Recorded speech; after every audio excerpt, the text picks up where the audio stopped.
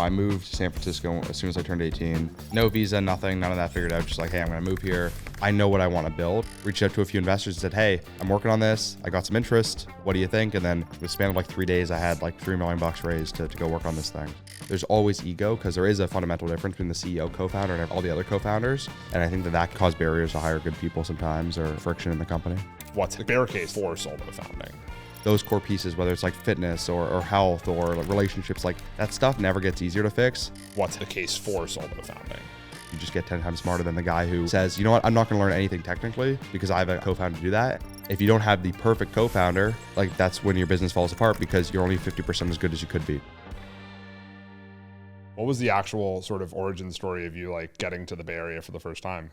You know, you see a lot of stuff online, especially like back home, and you know, people are kind of talking about SF. And then you also, I'd been here a couple of times, like a couple 15, 17 events, like the one in San Diego they did, a couple years ago. I kind of went to that and came through SF. And so I got to kind of see little like pockets of it, I guess. And then obviously like everything you see online with like the Collison brothers and Airbnb and all that kind of stuff. Like, oh wow, these like young people moving here and building, pretty cool businesses. So what was it about sort of seeing those people maybe from a ways away and like connecting into this world, I guess through 15, 17, what was that like? And sort of what were you doing when you were growing up in sort of Nova Scotia that kind of like turned you on to all this?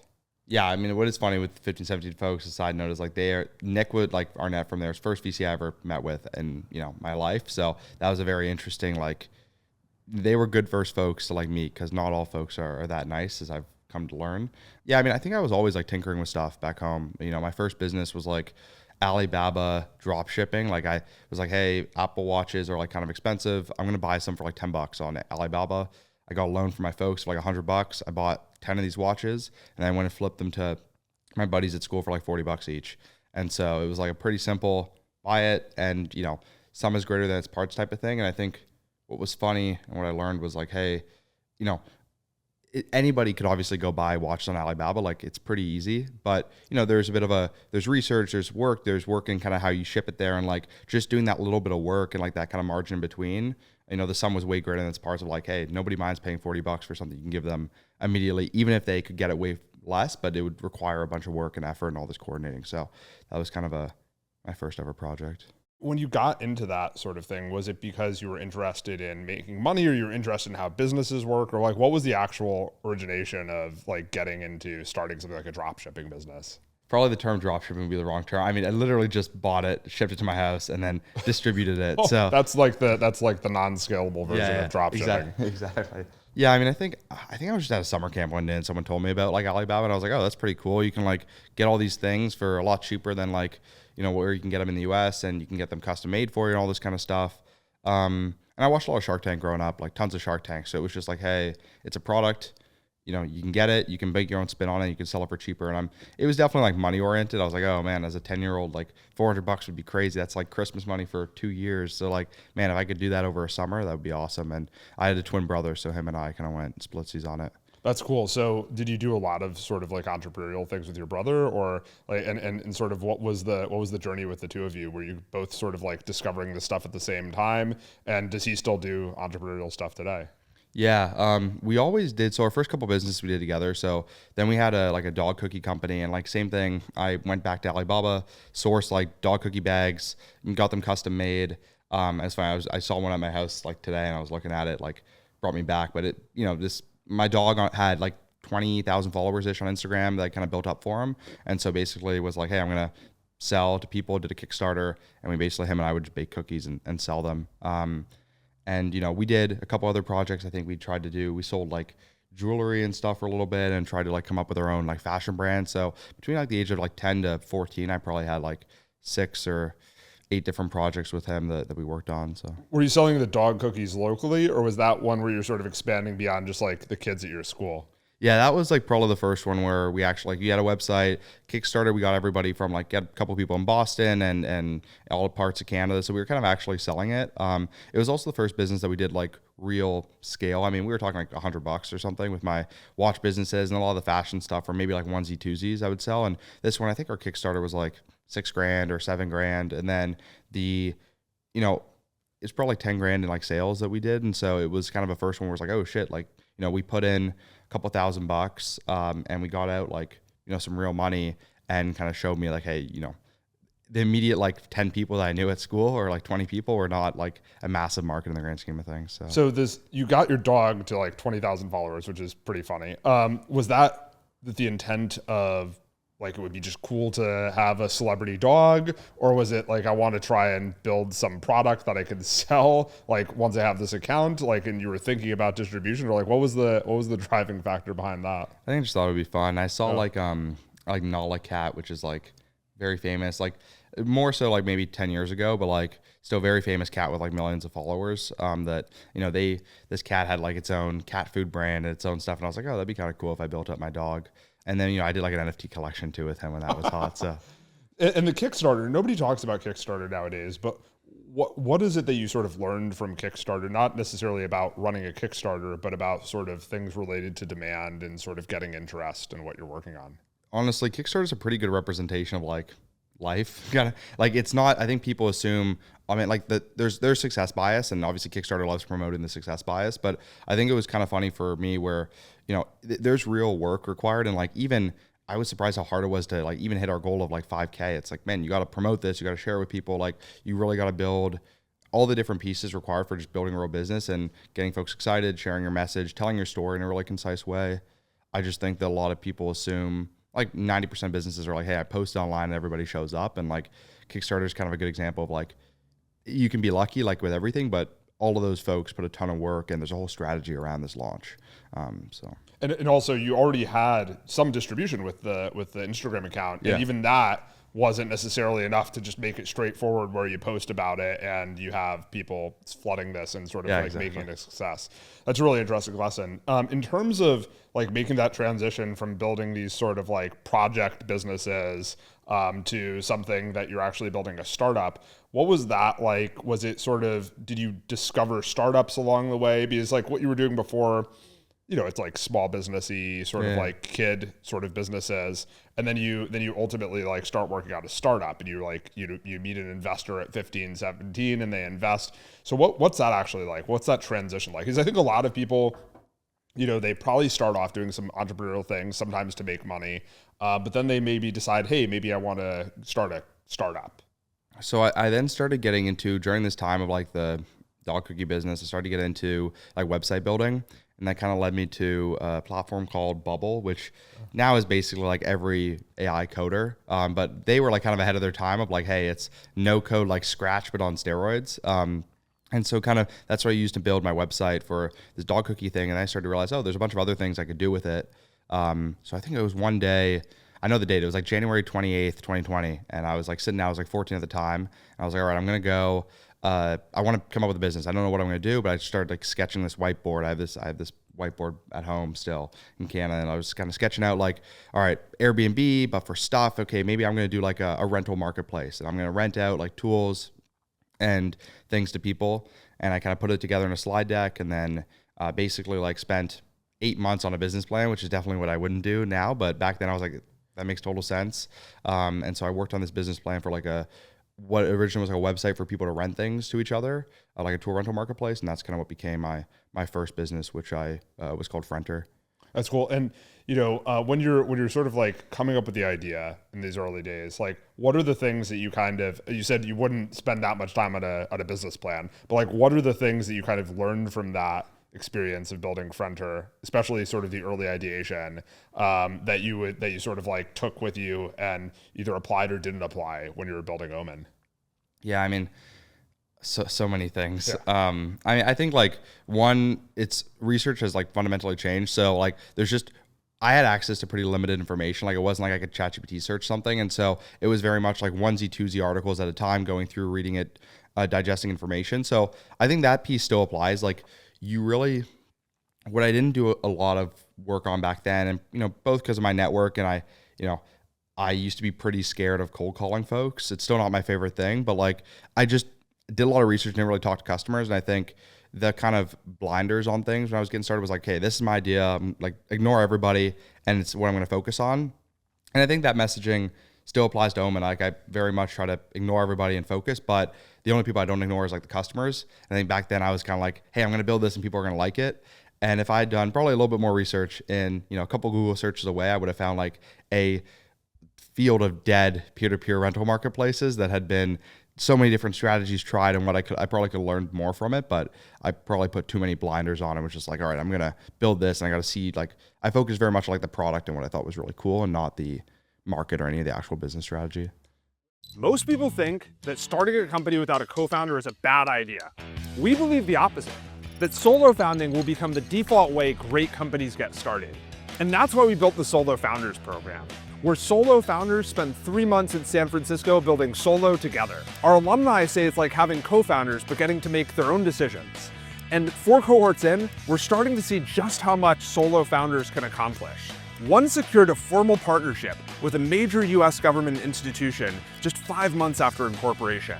Another hit 20,000 GitHub stars and 3 million downloads. And a third got 2 million ARR before making a single hire. The demand for the program continues to grow.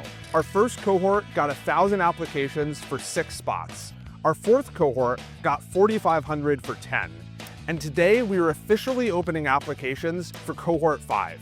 We'll select about a dozen founders, I'll work closely with each of them, and we'll invest $100,000 in every company. We kick off September 10th. If you're building solo or you're ready to start, apply at solofounders.com. When you were getting started with this, did you have people that you were working with? Were you working on this with your brother? Were you working this on your own? What was that actually like with Frenter? Yeah, so first year was just like me working on projects, like just kind of spitballing. I talked to my folks a lot. Like, and you're still in high school at this point. Okay. Yeah, I was grade 11 maybe. Okay. Yeah, so grade 10. So yeah, 15, grade 10. Worked on it for about a year, and then I was like, hey, mom and dad, I want to go work on this like full time. And where I'm from, you can't drop out unless you're 16. So I was a couple months away from being 16 at the time. And so, I was like, hey, look, like I really want to focus on this. I would like to make a kind of a bigger commitment to this thing. And I kind of what I've seen like online, and I still think it's the right perception. Like nobody who had really built anything, like none of the Stripe brothers or anything like that, like were, hey, I did all this and I was still in high school and had a full-time business. So it was just my perception, even, back then, that, hey, if you're going to work on something, you got to put your whole life into it. So it was just a handful of like very serious conversations I had with them of like, hey, I want to do this. I obviously can't do it without your support. And, the first thing I'm going to do is go raise money for it because I know I need some money to do this.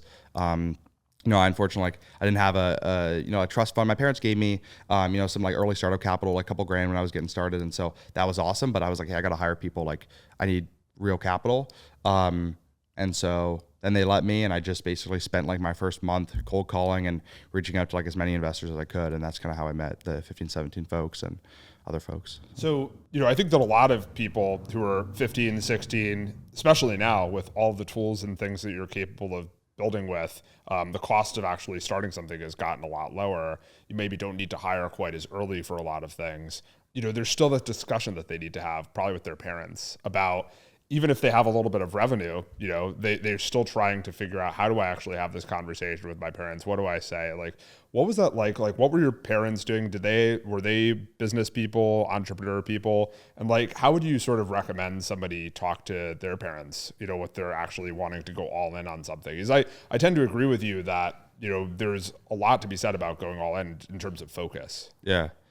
Yeah. I mean, I think the one thing to realize is like, if you're even in a position to even have a remotely similar conversation with your parents, like you're in a very fortunate position in life. Like my opinion on it is like there is a level of stability that every family kind of needs for you to even think like all your crazy dreams. And then there's a handful of people that even with all this craziness in their life, whether it's like broken households or whatever background it is, like they can still think of it. And that's like, I have tons of admiration for those people, but I don't know, that's the thing there's definitely a theme of like young founders generally have a pretty stable upbringing because they can think about other things. But when you're going into that conversation, like my mom, so she was the Minister of Education in Ontario, where, I spent the first like 5 years of my life in Ontario. And so she, was a politician. My dad was now he's a CEO of an energy company. Before he was like an executive at an energy company. And so they were, they're both like Juris Doctorates, so they kind of went to school for a long time. They are both like lawyers by profession, and so they're very like traditional background. And my mom had kind of seen from being a politician, education, and before that, Minister of like Children's Affairs, which is like juvie. So she kind of seen like both sides of it. But I kind of was just like, look, I made it pretty factual. I kind of prepared like a whole multi-page kind of essay on it. Like, hey, look, like fact is like, I think that most entrepreneurs don't do school in this, because that was kind of the first thing they pushed on. Like, why can't you do both? And I was like, look, like there's, serious entrepreneurs that kind of XYZ, like my long list of folks. And then there's like everything else. And I think, if I want to be serious, I have to be full time. I also laid out like, hey, well, I'm going to time crunch it. If I don't have some money or I'm not like on my own, I'll go back. And I also kind of laid out like, what's the worst case? Like I end up being like maybe 6 months behind on my classes, and yeah, that sucks, but like it doesn't detour the rest of my life. And think about everything else I could do. If it wins, like it's kind of like a bit of investment philosophy. It's like I can only lose 6 months, but if it hits, I could get like infinite wisdom and learnings and all this kind of stuff. So that was kind of my pitch, and it was specifically to my mom because she was kind of the decision maker there. And was there a bunch of back and forth afterwards, or was it pretty like the pitch landed at the beginning, or how does that actually work? Yeah, no, it landed like maybe 1 or 2 conversations, and then they said, look, you can go. You'll have to do some schooling online. So I think the deal with them, it was like I joined like 1 or 2 hours every Friday. I would do a little bit of school, and like so they got me kind of set up with this online school curriculum thing. But I basically went the first day of grade 11, and then never went back, and just like left after that. And then I was, then I went to go raise capital, and that was kind of the next thing I had to figure out. But so if you're in that position, it sounds like, have an open you have the ability to even have these types of conversations because you come from a place of stability where like, that's a really important thing to know. And I think it's true. If you can have those conversations, it's best to be as open as you can, like bring the details, try and really make it so that they understand that you've thought this through. It's not just some whim.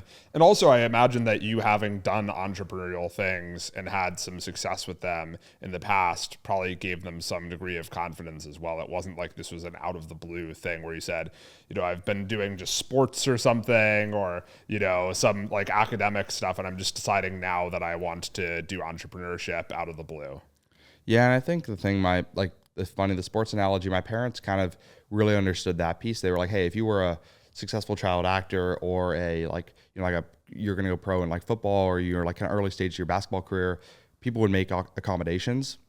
And so they were kind of like, hey, if he is the, I don't want to use like Wayne Gretzky or like, Connor McDavid, if he's like entrepreneurship in his case, and he's like kind of young and ahead of the curve, like why should we not, like support that? And that's kind of how they viewed it, I guess, is like it's okay to make accommodations if you're like really there's a reason for it, and not just, hey, I don't like school. And I'm sure like a lot of parents get pitched that I hate school and I want to go like drop out, especially these days with like some AI platform or something. So I love the hockey reference, by the way. Is that maybe there's some Canadian influence on that? Well, let's talk about Omen. Let's talk about the transition from working on Frenter to working on Omen, which very different types of companies.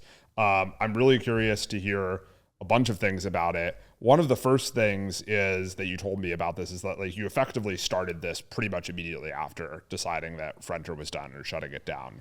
So maybe take us to the point of the end of Frenter, what that looked like, where your mind was at, like as it was sort of shutting it down, and then what actually happened that caused you to pick up and start going just immediately after. Yeah, I mean, I think it's definitely one of the, like, for people that haven't been through like any sort of turbulent times in a company, like truly turbulent, like you're running out of money, big co-founder breakups, all that kind of stuff. Like I think it's a really humbling moment. It's not, it's not fun by any means. And I remember like, so I had been in San Francisco for a while.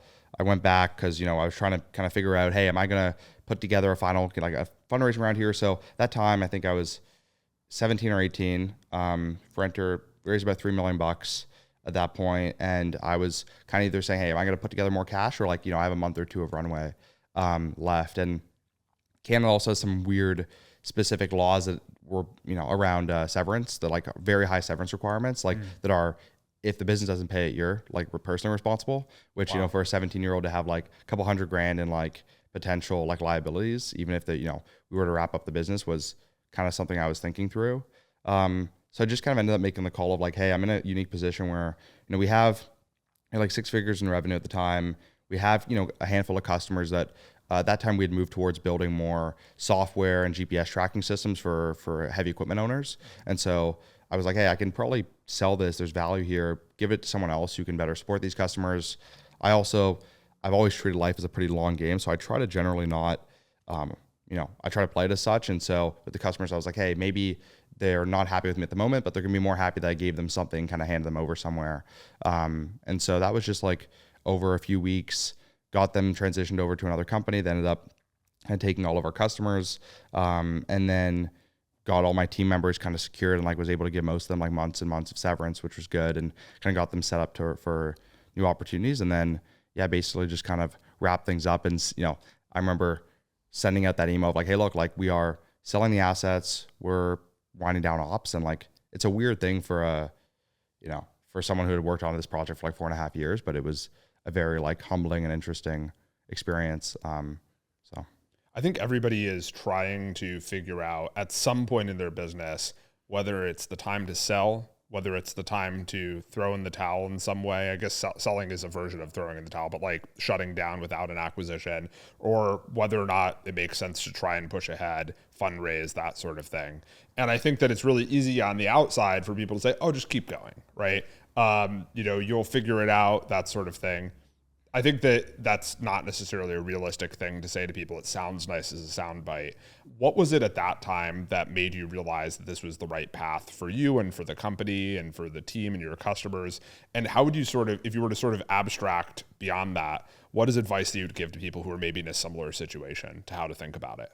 Yeah, and that's a really good point you bring up. I think I remember specifically responses to that email varied very differently on people's backgrounds. So, folks from the Valley were very much like, this is awesome, can't wait to back you on the next one. And like, or not awesome, but this is good, great email, well written, excited to back on the next one.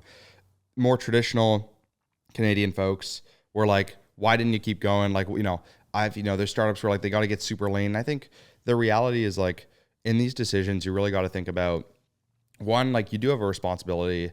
I think it's sometimes easy for founders to not think about the responsibility of like, oh man, I'm taking all the risk. My employees, they always got a salary, this kind of thing. But like, most people, they don't, the risk of like having no income for their family, or like, especially I had a lot of team members with kids. Like, I think it's important to kind of consider the whole, everything when you're making these decisions. And so for me, it was, hey, well, and like for anyone, it's like, okay, what is the risk of like continuing to go on? Well, the risk is like uncertainty. We have a certain amount of capital in the bank. We know that can do X, Y, Z for all of our team members. We know we can kind of cover these main areas, and you always have vendors. There's always stuff that adds up too. So like we can try to make everybody whole, or we can keep going for a potential fundraise. I think we're in a weird world too now, where I think time is like your enemy in some ways. Of like, if you're one of the greatest companies in the world, doesn't matter how long you've been around. Like obviously SpaceX has been around for like a couple decades now at this point, but like if you're not, and you're like a company that's been, raised a few $1 million over 4.5 years, like people kind of ask like, hey, what's fundamentally going to change when I give you another 3 million over the next few years? And I think that's kind of what I was juggling with. It's like, I don't know if my structure and my team and the dilution, all these kind of things that have happened, like, I don't know if I can actually go to VCs and say, hey, I'm going to completely change the outcome of this. So I just also didn't really feel comfortable raising more money at that point. That makes sense. And at that point, though, you're pretty quickly moving on to building another company. So were you thinking as you were sort of winding things down about what was next already? Or how did the actual second company, I guess is your second venture scale sort of company, come into play?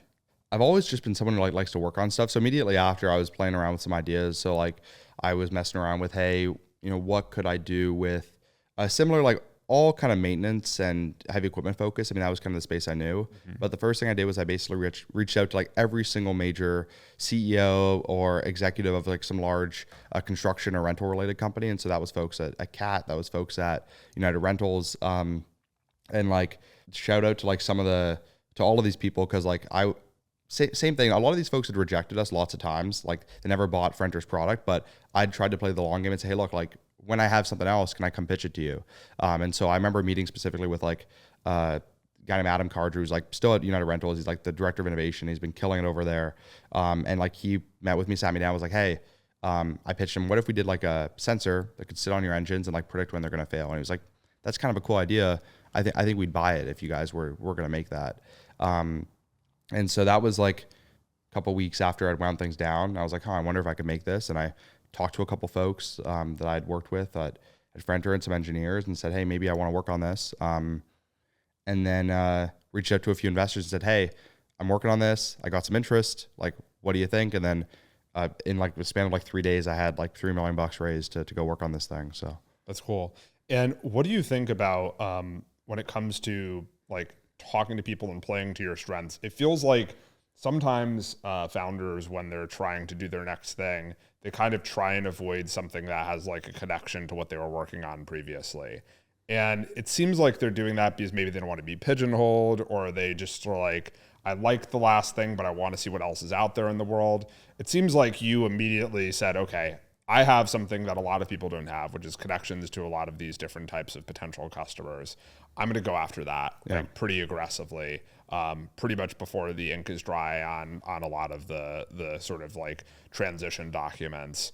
What was that like? What's your philosophy on there? How were you thinking about it at the time? Because I think that oftentimes it's like useful for people to hear about somebody who, you know, took their, you know, unique strengths or their unique connections and did something with it. When you're in that position, it's like, okay, the world's your oyster, but it's also, you really got to be critical of yourself a little bit and say, like, what do I have the highest chance to win at? At least that's how I view it. And so if I went into, like, I want to go build rockets, like, huge learning curve for me. I don't know anybody. I'm a non-technical founder. And my greatest strength is, like, I think I'm a pretty good sales guy and I don't know anyone. So it's like, I'm going to have to kind of restart this whole thing, go through a learning process, or I can kind of just reach out to all the folks I already know. You know, none of these were existing customers. And I think that was kind of a good thing that we only focused on small businesses, because I had this whole network of much larger companies that I could talk to. But, you know, I would say it was just, hey, what do I already know? I know this business enough to be dangerous. I'm no expert, but why wouldn't I give it a second go? And, like, you know, we've obviously changed a lot since then, but it's at least to begin with, like, I'd rather start here where I know things and then maneuver and kind of weave our way through it. And that's kind of how it happened. I'd love to hear a little bit of the story of the changing, right, over time, because oftentimes I think that most people talk about like where the business is now. And I think that you will probably go on, if not already, you will probably go on lots of podcasts and talk to lots of press about sort of where the business is today. But I think one thing that's really helpful for people who are watching is to understand sort of that evolution, because, you know, you started, I guess, Omen in 2024. It's 2026 now. You have a really like crisp and concise way of describing it now. I'll actually have you say how you describe it today. But we should also rewind and like talk about what it was like then, and sort of like the lessons that you've learned about making that transition, and sort of evolving things as you go. Yeah, I mean, I think it's such a, like, very rarely does someone create an idea one day and like they stick with it and never changes. And, like, you know, I think oftentimes, more often than not, like the folks that have that mentality, it's really tough to, you know, to build something successful unless you're like, you stick with it for like decades and you go through all these, you know, maybe something fundamentally changes with the world, and that's happened before. But in my view, it was, you know, I had this idea initially brought to, you know, we built a first version very quickly. I would say that the biggest thing that changed with Omen was just speed of, like, one, you know, I was fortunate to get a lot more capital. And so that let me be more aggressive. My mentality was a little bit different. It wasn't one of scarcity anymore. Like, when you get your first 500K check, you're kind of like, man, I got to preserve this because I don't know how long we're going to have it for. But my view is like, look, I'm a custodian of this. And, like, I am, you know, I don't think it's hard to get more of it if we keep making forward progress. And so the first, like, 6 months was like, all right, we're going to, as fast as possible. I recruited a pretty senior, like, CTO that had, named Johnny, who we worked together for about a year. And he was a absolute beast. I mean, he was background, like, early founding team of Nest. And so had a pretty solid, like, hardware sensing background. And he came on board, and him and I just, like, workshopped in my spare bedroom, making hardware, going out to the field, shipping on excavators.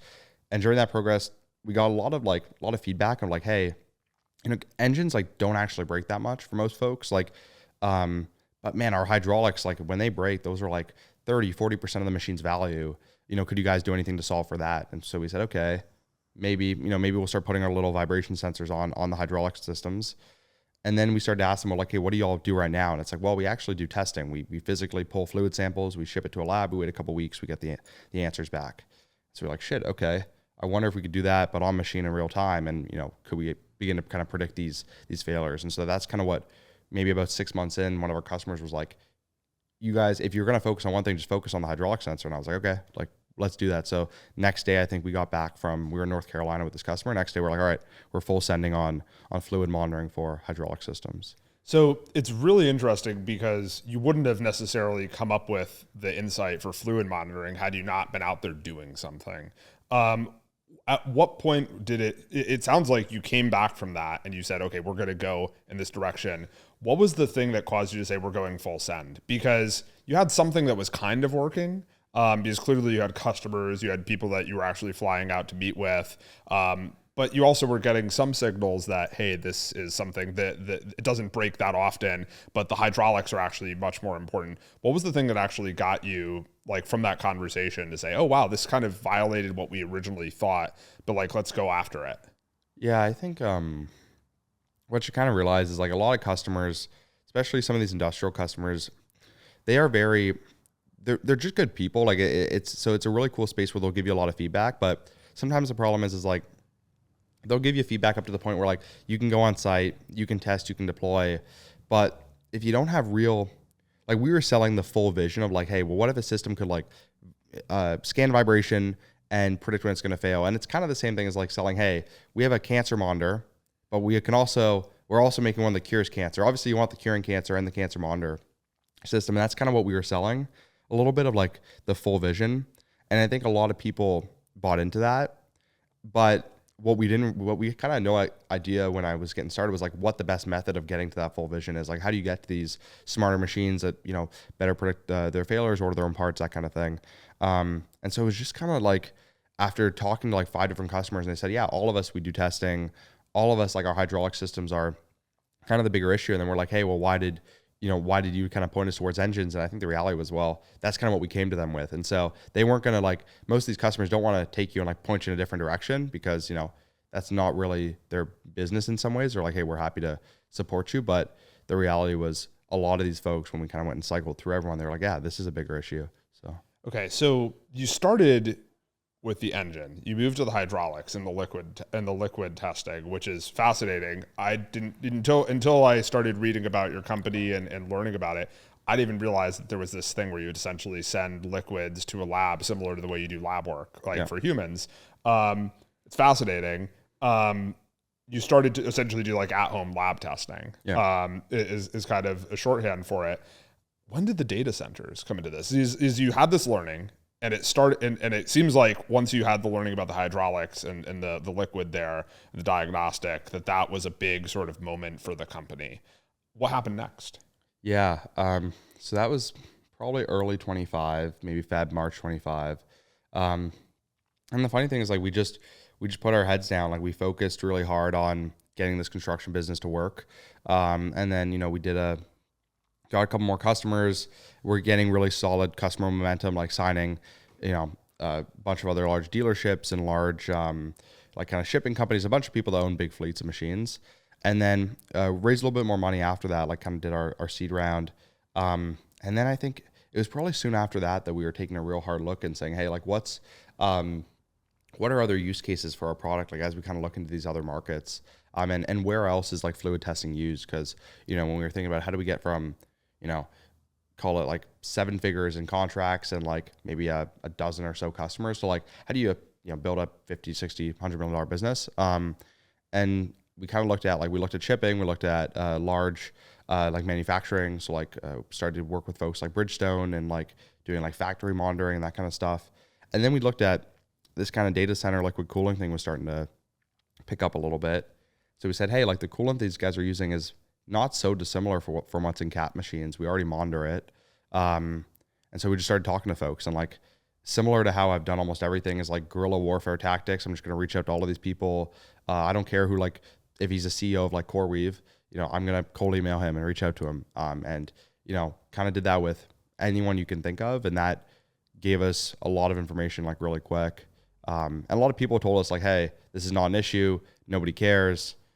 Like I've never heard of this issue before. Like, we were probably maybe 6 months early on it, because then all of a sudden there's some massive liquid failures that started to happen. But yeah, it was just like right timing of like, hey, we already know this space pretty well. We've been doing it for a little while. Like, what if we started talking to some other to data center customers? So. And when you say you're 6 months early, that can be tough, right? Because sometimes you see something or you think about something and then a bunch of people start to invalidate it because they don't even realize it's necessarily a problem yet.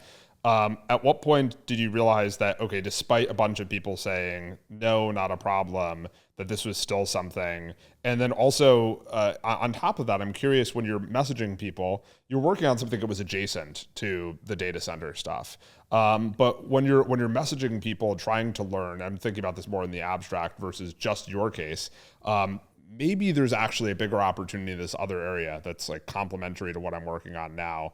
What was that actually like? Like, what would you say to people to get them to respond and be interested?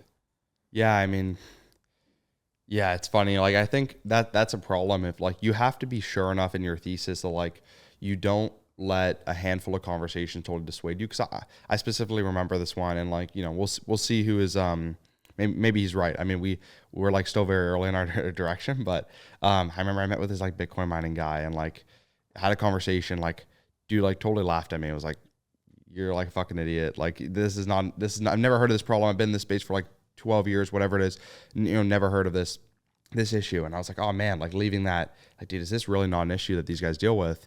And then, you know, we heard wind of NVIDIA, and, you know, this came out maybe a month or two ago, but like back then we heard wind that, hey, NVIDIA is going to start deploying on Vera Rubins.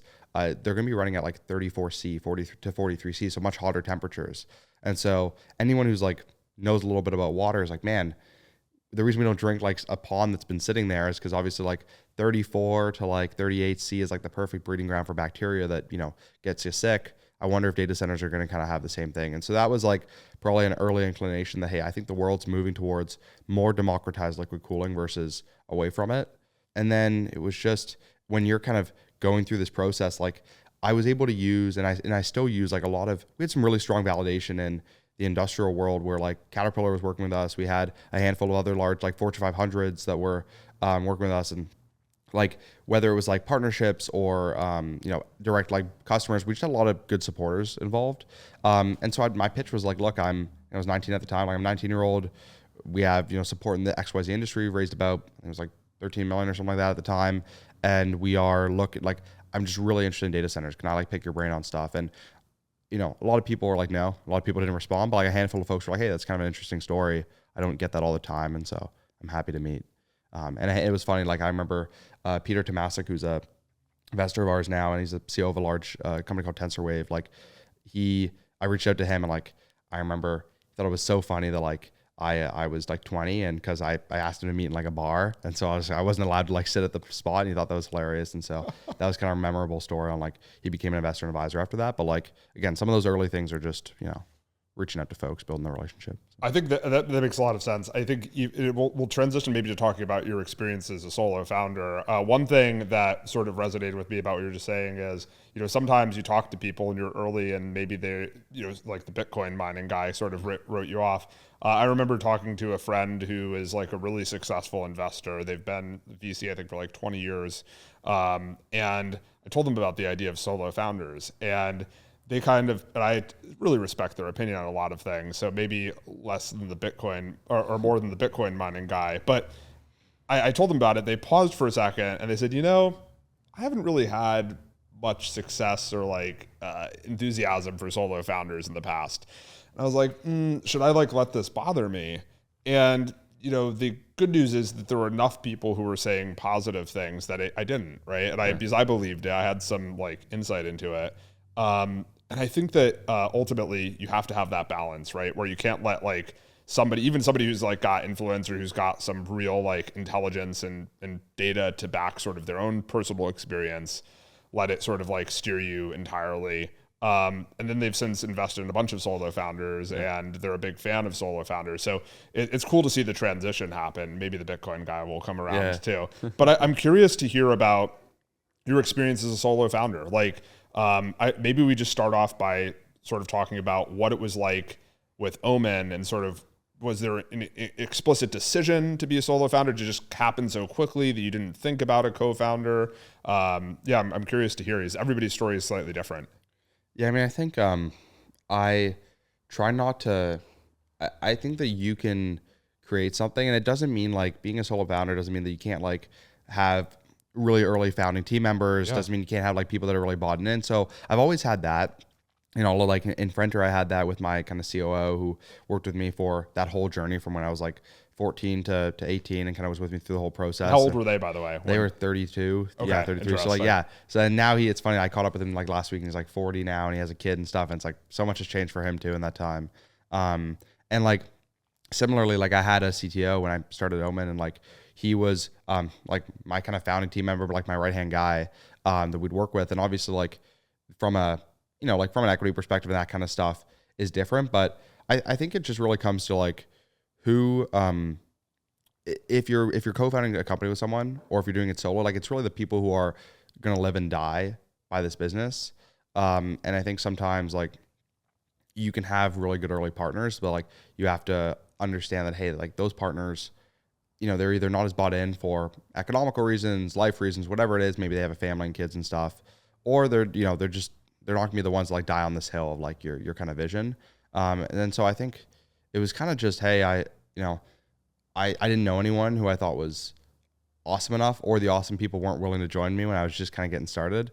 And so it kind of was just like, hey, I'm gonna go find people and talented folks to come work with me, and get them bought into the vision, but knowing that, hey, I know what I want to build, and I don't like. I definitely want people's advice, but like I don't necessarily think I need to go splitsies on a business because I kind of already had a perception and some capital and that kind of thing. So maybe if I was starting from zero next time, I might have a different perception on it. But from my perspective, it's like, hey, I had a couple $1 million, I had a good idea. Let me go find some partners to work with. It also feels like in some ways, especially if you have funding already, you can attract different types of people with different types of risk profiles. And, I think that it's easy to say, oh, well, startups are risky or startups, have a high failure rate or something like that. But at the same time, it's like, somebody who has like a family and things that they have to consider, like you could still potentially bring on great people who have that background early on, but maybe they don't want to join pre-funding, and pre and post funding is a big difference. I think there's this weird dynamic where sometimes people think about solo founders and for some odd reason, they assume that they're never going to have teammates or something, or they're not going to have like close founding teammates. And I think maybe it's just because solo founding is still sort of a new concept for a lot of folks, but I'd actually be really curious to hear about how you thought about the founding team, because one thing that my friend Eugenia, who's the founder of Replica and Wabi, says that she really likes this sort of connection between the founding team and the founder. She thinks that it's a lot closer than if you have co-founders as sort of this middle layer. Because she's like, if you have the CEO co-founder, then you've got like the co-founders, and then you've got the founding team. There's 3 layers.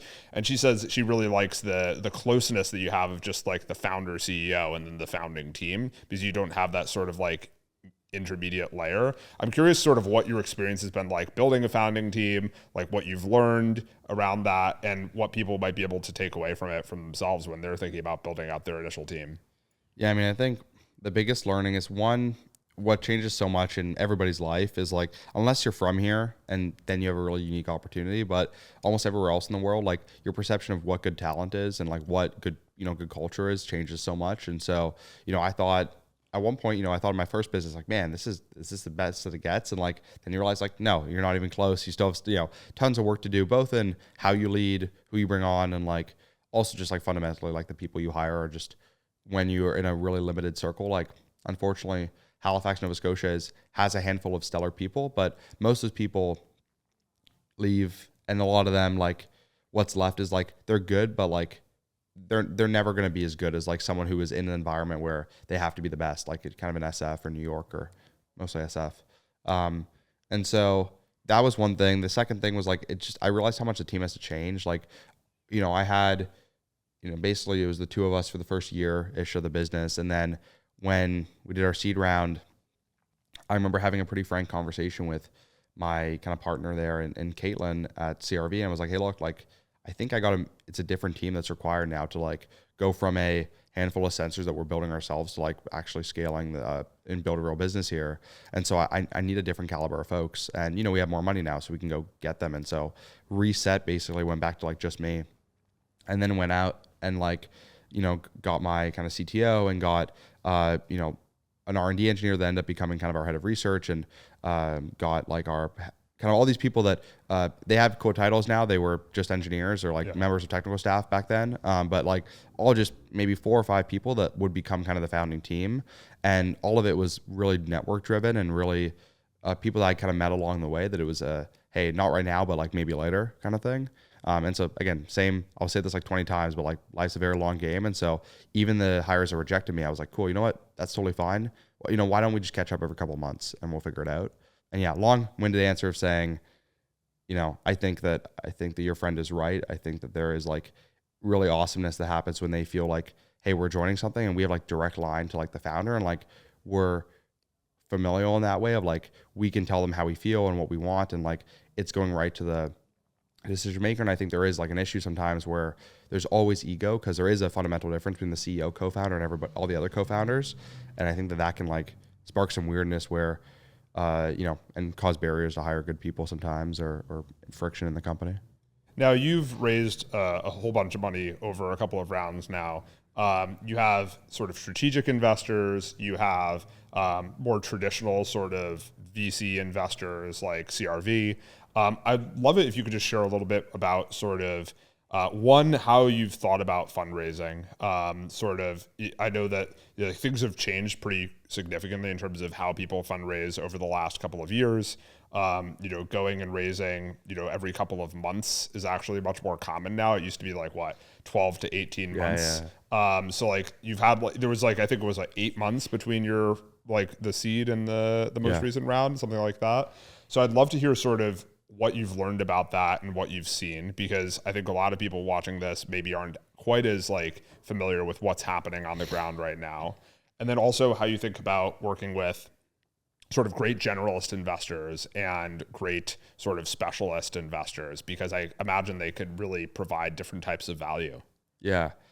I mean, it's we are probably in the greatest fundraising market in human history right now, and both in obviously capital deployed. I think it was more capital was deployed in the last 6 months in all of 26 or all of 25, and so that's a pretty good sign of more money's out there. It is half of that I think went to 20 companies or 10 companies. So there is a signal of the best companies, or what are perceived to be the best companies, get all the money. And then, there is lots of capital being invested, but I think I don't even know, but my gut would tell me less startups were invested in 26 than, in the first half of 25. And that's probably just because it is just getting more concentrated. I think so that's important when you're thinking about raising for multiple reasons. I think one, you're seeing that if you go and when VCs have all these other options to deploy capital in, you really have to think about how do I sell the opportunity to build not a $2 billion or $3 billion business anymore, but how do I build, and what's my roadmap towards creating this, now it's $100 billion company, $1 trillion company is kind of what people sell off. I also think that my view on it has changed so much. I used to do it very differently. Our rounds are pretty aggressive. They're generally structured in, they're almost all of them have been preempted. And so there's less of a maybe formal process that I have to run. But I think my general view is build a kick-ass company, get some investors in really hot markets. You can kind of pick who you want to work with. But either way, if you build a kick-ass company, there's always folks that want to fund you. And the best round is generally when you're not raising. So, but that's a multi-hour conversation on fundraising strategy, but that's generally what I go off. Got it. And in terms of kind of thinking about advisors, as you mentioned, I forget who you mentioned, but you mentioned one person as an advisor. Oftentimes I think that the conventional wisdom is that advisors you have to be really wary of. And I'm sure that there are plenty of scenarios where people have useless advisors and they give them tons of equity. But I think also, especially if you're a solo founder or when you're getting started, it might actually be incredibly useful to have certain advisors. Yeah. So what have you learned about working with advisors? Maybe you also had some at Frenter. I'd just be curious to hear about what that experience has been like and how you would think about it if you were doing it again today. Yeah, I for sure did have advisors at Frenter. Funny thing is some of them you don't remember, and then some of them you remember, and it's in hindsight, maybe I shouldn't have given that person equity. I think similar to how capital is deployed, I think it's worthwhile being exceptionally generous when you have exceptional people. And so, I have, I'm very fortunate to have a lot of C-suite level folks from almost every like major neocloud as an advisor. And I have an advisory board that has, like it's kind of, a lot of my investors on it. So like Mike Matacola is like the former CEO of Lambda. After that, he was the chief business officer of CoreWeave. Like he's an investor and he's on kind of my advisory board. I have folks from like Johnson Controls. It's all to say like these are people where I'm like, man, they're awesome and I want to be generous with them. And then at the same time, like you also put up a higher barrier of like a lot of people reach out and they're like, hey, like, can you throw me a couple advisory shares? And my view is like, if I'm not excited, if I'm not like, holy shit, I want to give this person, like, how do I get this person on board? Like, it's probably not worth giving them any, is kind of my view. And same thing with hiring a little bit. But specifically for advisors, it's like, dream up your list of people. I promise you're probably only 1 or 2 connections away from these people. Like, these people are not like living in some fancy, like different dimension. Like they're probably an SF and they're probably 1 or 2 connections away. And then, be generous and aggressive with getting these folks and sell them on the story. And half of this game is about selling yourself. So, and the advisory board, it's and there's various versions of it, informal, formal. Like, how have you seen people do advisory boards well? How have you seen people, if you've talked to people who've done advisory boards, how have you seen them not go as well as they could? What have you learned on that side? I think the best people are like, I go into all of so most of my advisors I have weekly meetings with. Every week I'm going to meet them for 30 minutes. Maybe if they're some of these really busy guys, maybe every 2 weeks, but still it's like a cadence that's always set. I think if you have to schedule manually every week, that's one thing. Like, it works for the first couple of weeks, maybe the first month, but like almost every advisor I was like manually scheduling stuff with from every business, like eventually falls off because these people get busy and it gets hard and like you just want something that's like kind of standardized. It also makes life easier for them. So that's the cadence. I don't like the big, hey, let me get in a room and like get all these guys to tell me how smart I am. Some people like that. Like, I think it's kind of like a board meeting a little bit if you do that. And then either people are maybe shy and don't want to share their opinions. Handful of people are very aggressive and like tell the room. And also you're not really getting your money's worth because you've kind of taken 5 hours of collective time, put it into one. So maybe we'll do like an advisory dinner at some point, but like all of these folks although I have like a advisory board with set amounts of equity that I've dedicated towards it, I haven't like done a formal like dinner or get together. It's all kind of one-on-one. And in terms of actually doing that, when you talk to people about being advisors, sometimes maybe they offer it, sometimes you ask about it. How do you sort of like set expectations so that, because I think like the biggest failure mode for advisors is that there's misaligned expectations on one side or the other, similar to co-founders, similar to maybe employees, but I think especially with co-founders and advisors, there's that misalignment of expectations where things could go wrong. How do you do that? Like, what do you do there? And then also, do you have any sort of model to think about like advisor compensation? Yeah. So, Peter is the man and he's one of my advisors. He sent me this template. And I'm sure like I could send it to y'all if you guys can link it or something in the podcast. It's like, but it's basically just an advisory template that has different levels of advisory. So it's like, there's like expert, intermediate and something. And it basically breaks down like, hey, if you're my expert in this industry, you're going to meet with me a couple times a month. You're going to meet with me and you're going to give X amount of introductions and you're kind of just papering like, this is, some of it's binding, some of it's not. Like obviously introductions are more like a goodwill thing, but it also has like suggested share amounts for each, or like percentages amounts and percentages by stage. And so I've kind of just used that. Like it's not one of those things I'm going to go sit and make a new rubric for advisor equity, but this one was just a good template of like, shit, okay, so, we're kind of a growth stage company and I want to hire this expert who is, very focused on a specific type of science that I think would be useful. Okay, you're going to give that person 0.1% and you're going to vest it over 2 years and you're going to have like a 6-month cliff or something, like kind of that type of thing. I never do like cash. Maybe like if they're a very specific expert, I'll like, if I want like an hour or 2 of their time, okay, maybe I'll throw like, hey, $500 an hour, but I only need you for 2 hours. And you just kind of like try to get them in the door. I've done that a couple of times, but for the most part, it's all like long-term relationships and, set templated equity. That's awesome. I mean, we've covered a lot of ground. I would love to maybe just close on the sort of customary questions that we ask, which is the first one is sort of like, sort of the bull case for, or the bear case, I should say, for solo founding, like the reasons that you would suggest somebody don't solo found a company. And then we'll talk about that a little bit. And then afterwards, we'll talk about sort of the case for solo founding. It can be lonely. Not in the sense of, I mean, you always have people around, especially like as you get bigger, but I think a lot of these people will disconnect sometimes the like pressures of investors and customers and all of this stuff that you want to do and that you've committed to, and it's generally on your shoulders. I think that, look, the best founding teams feel that with you, and that's when I'm fortunate where I have like a lot of my founding team members are like, they'll be the ones that work with me side by side, but at the end of the day, someone's name is on the, you know, on the loan agreement or on, you know, on the credit card or whatever, like whatever you've had to kind of sacrifice or make that commitment for, that, hey, if it doesn't work out, this is what I lose.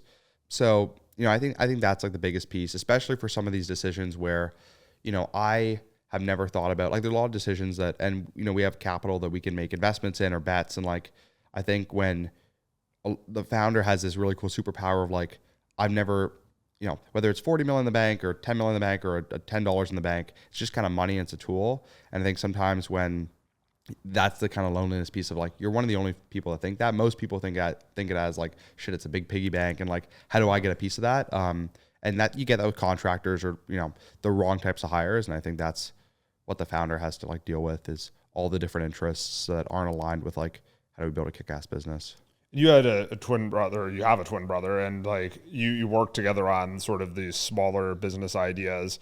So you had sort of like this kind of co-founder of these original things. And then, you know, for your venture scale startups, you've kind of been more of a solo founder with like founding team.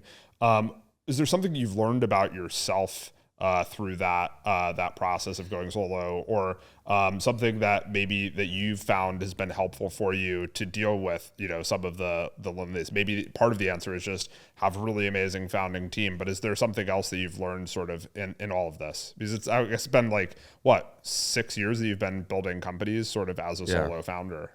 So many like little tidbits, but like, I don't know, I think I've just realized how much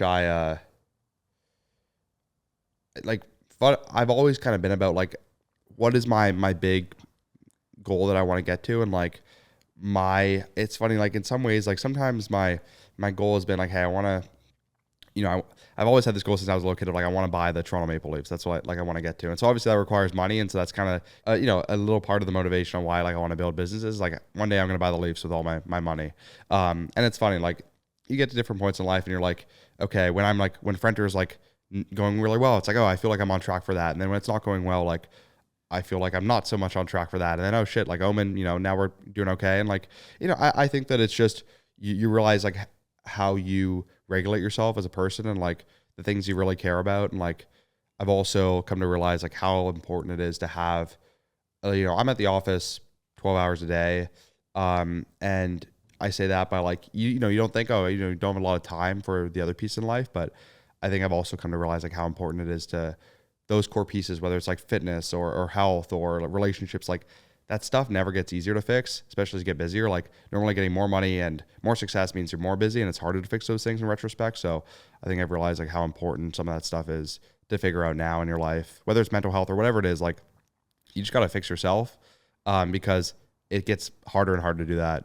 And I used to have a totally opposite perception. I was like, man, when I have $10 million, it's like, life is like so easy. It's like, you know, but it's never how it works. And it's certainly not the case. So really, really quick follow-up question on that before we talk about the case for solo founding. Spending a lot of time at the office, most people do if they're building great companies or they're trying to build great companies. How do you think about like when you were getting your office and choosing where to live? Like, are you really close to the office where you live? Like, how have you thought about that from like a strategic or tactical thing? And how do you think that, like, what have you seen other people do? Yeah, I mean, my office used to be in my house, so that was a super close commute, obviously. Like, and I would say I'm a person who I need a separate space. Like, I envy people who can work in their room, like have a desk and like get out of bed and go to their desk. Like that's cool. I need like at least a separate room that I'm locking in and like, okay, this is my room.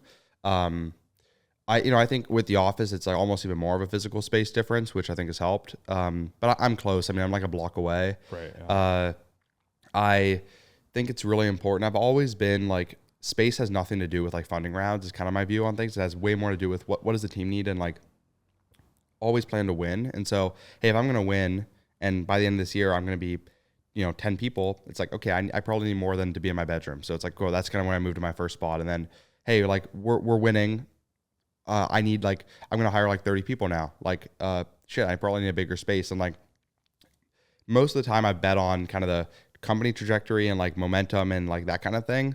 I've been right on like the space piece, which I do think is an important thing. You shouldn't buy like 100,000 square feet when you're like 2 people, like a base because you just raised like $20 million or whatever, right? Like it has to be correlated to something. And normally that is like requirements in space, power, whatever it is. But that's kind of how I've made those decisions. And then you try to keep it in a place that's close to your house because it is a pain in the ass. It will kill you. Like an hour long commute every day. Like I don't care what you say, it'll mess up.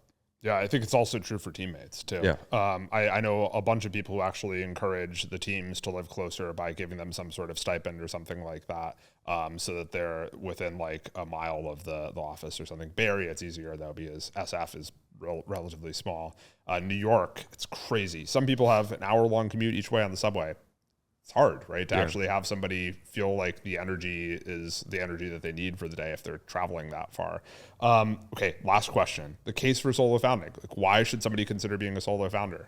You have this really unique opportunity where like, okay, everything we just mentioned, like it's not easy, but you both get to be your own, like your greatest advocate and your greatest like, motivator. And you also like, the reality is like, you do get this unique opportunity where like, just as everything bad is on you, everything good is on you too. And I think you get a lot of, I think there's a force multiplier in like the sense of, because you have to do everything, well then I have to get better at hiring. I've had to get better technically, or, I knew nothing about plasma physics or, spectroscopy or any of these kind of, things that we do now that I've had to learn because I couldn't hire someone if I I had no co-founder that was technical. And so I had to kind of figure it out.